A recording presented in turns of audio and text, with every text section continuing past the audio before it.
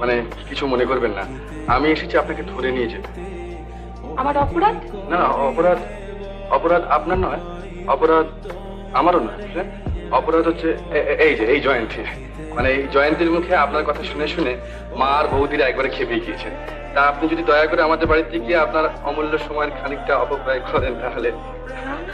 হ্যাঁ, পরীক্ষায় তো ফার্স্ট হতে হবে, বই থেকে 1 মিনিট উঠলে কি চলে?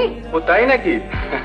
আপনি কিন্তু ভুলেও এই কাজ করবেন না, কারণ ইউনিভার্সিটির একটি ভালো ছাত্রকে আমি জানি যে দিনে অন্তত প্রায় ঘন্টা 6 করে নির্ভেজাল আড্ডা মানে, বুঝলেন? কিন্তু পরীক্ষায় কখনো সেকেন্ড হয় না। আচ্ছা, আর পরিচয় যদি আপনি জানতে চান তাহলে তিনি আপনার সামনেই দাঁড়িয়ে আছেন, যে সুদর্শন দত্ত। তা জয়ন্তীর মুখে আপনার অনেক পরিচয় পেয়েছি, আসল পরিচয়টা কিন্তু পাইনি। কোনটা?